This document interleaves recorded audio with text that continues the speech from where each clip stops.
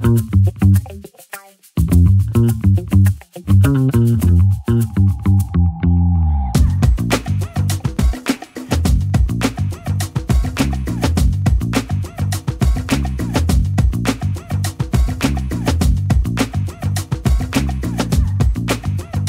guys, welcome back to AutoNet Max bersama dengan gue Fahri di sini. Si anak baru, yang nggak baru-baru amat sih, gue di situ ya jadi kang ketik. Tapi sekarang karena pada sibuk, jadi akhirnya kita yang diinikin host jadinya gue gitu. Nah guys, kali ini karena belum lama ini PCX yang generasi baru-baru muncul, karena kebetulan kameramen kita juga punya PCX, jadi kita bandingin aja dengan yang generasi terbarunya. Seperti apa? Mari simak sampai habis.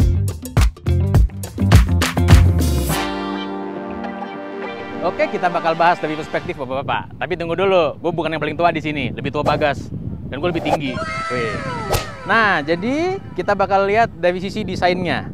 Ini kalau ibarat kata mobil, dia tuh kayak cuman facelift, karena perbedaannya nggak seradikal dari generasi ketiga ke generasi keempat. Coba lihat dari lampunya. Nah, ini lampunya kayak sebenarnya grafisnya masih agak mirip, cuma dia LED barnya dia lebih tebal. Terus kemudian ini kita lihat lagi pelek dari ke bawah. Ini peleknya juga sama, paling cuma beda cat. Nah, yang paling beda cuman dudukan plat nomornya doang. Dia di sini lebih tinggi. Berarti bisa dibilang generasi sebelumnya ini cobaannya banyak, karena orang yang cobaannya banyak itu derajatnya ditinggikan. Kalau kita lihat di generasi sebelumnya, windshieldnya itu lebih lebar karena dia sampai ujung sini. Nah, sementara kalau di generasi terbaru, windshieldnya lebih pipih, tapi dijeli lebih tinggi. Tapi ini kalau kalian jeli aja sih, karena perbedaannya kalau dijejerin nggak terlalu signifikan. Kalau kalian perhatiin, pada bagian bodi depannya ini ada perbedaan lekukan di generasi yang lama dengan yang baru. Ini kalau kalian lihat, di generasi keempat ini desainnya lebih gendut, lebih bulky gitu. Sementara di generasi kelima, dia lebih slim dan lebih clean gitu.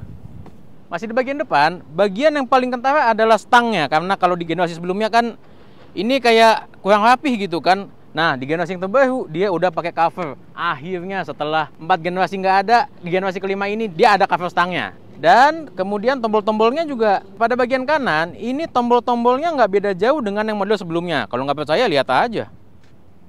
Sementara di sisi kiri, tombol-tombolnya dari segi look sudah lebih modern. Ada untuk hotsink, ada untuk traction control, dan juga untuk lampu besar, high beam, low beam. Dan itu tinggal satu sentuhan tombol aja, nggak perlu switch atas bawah kayak yang model sebelumnya, karena itu yang bisa bikin lupa. Ergonominya juga pasti lebih praktis. Nah, ini yang bikin PCX jadi mahal. Speedometernya sekarang dia udah pakai layar full color 7 inci TFT. Yang sekarang tentunya roadsinknya udah termasuk di situ. Bisa navigasi, bisa playing musik, dan lain-lain. Nah, detailnya kayak apa udah pernah dibahas Bagas, jadi nggak usah bahas lagi lah ya. Nah, yang bikin PCX jadi lebih mahal lagi adalah sektor suspensinya, karena dia udah pakai suspensi model tabung. Suspensi ini bisa bikin lebih nyaman dan lebih stabil dibanding generasi sebelumnya. Satu lagi yang bikin mahal dari PCX adalah lampu belakangnya, karena kalau kalian perhatiin, ini desain LED barnya kayak Aston Martin DBX, tapi dibalik. Nah, itu yang bikin mahal. Udah bikin mahal, jadi menambah harga beneran.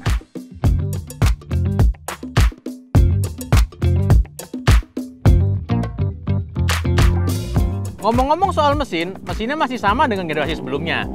Dia pakai mesin 157 cc dengan tenaga 16 PS dan top speed 14,7 Nm.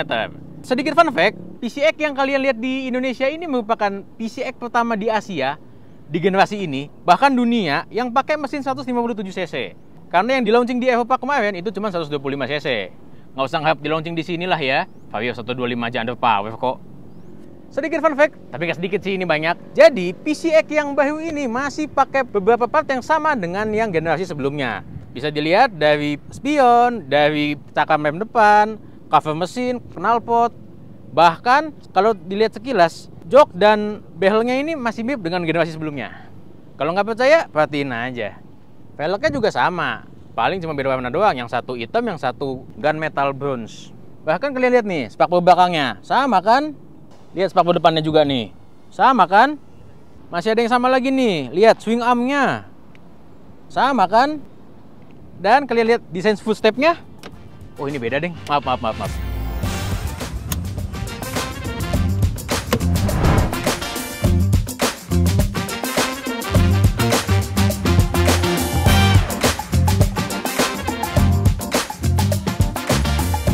kan, gue bilang juga apa, ini tuh bukan ganti generasi, lebih kepada maju facelift lah kalau ibarat mobil itu. Ibarat kayak Yaris Lele sama Yaris Joker aja. Nah, tapi sekarang kita mau nyobain gimana sensasi berkendaranya. Apakah sama? Simak terus sampai habis.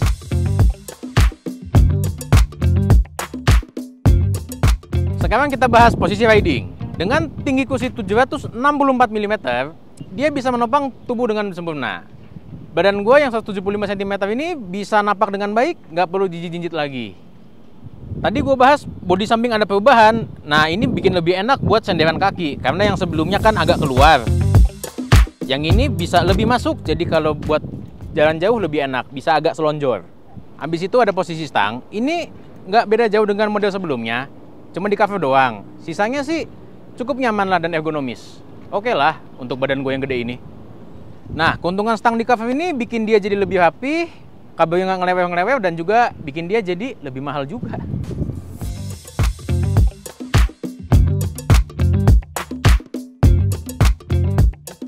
Urusan bantingan dia lebih oke karena pakai suspensi model tabung. Teman tetap aja, kalau misalkan lewat jalan rusak ya pelan-pelan lah, jangan kencang-kencang, sakit-sakit juga badan. Kelebihan dari suspensi tabung ini bisa bikin dia lebih nyaman ketika dikendarai dan juga lebih stabil di kecepatan tinggi. Pengeremannya masih sama, masih mengandalkan single channel ABS seperti model sebelumnya. Tapi di model ini jadi lebih halus, sehingga kalau dikendarai jadi lebih aman dan nyaman kalau boncengan. Sekarang kita bahas tarikannya. Mesinnya sih emang sama, tapi tarikan bawahnya masih ngisi dan responsif di segala putaran, termasuk di kecepatan tinggi. Itu yang gue rasain, apa karena mungkin motornya masih baru kali ya.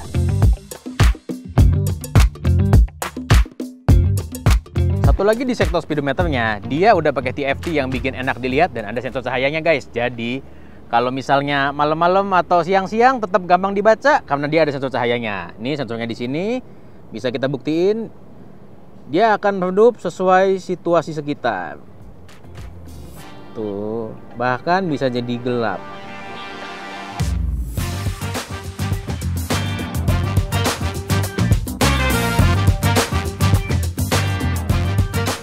Jadi kesimpulannya guys, kalau kalian pengen banget beli PCX yang terbaru, belilah yang tipe Hotsink. Karena selain itu, kalau tipe biasa hampir nggak ada bedanya dengan tipe sebelumnya. Dah, pulang dulu gua. Capek belum ngetik. Mana helm?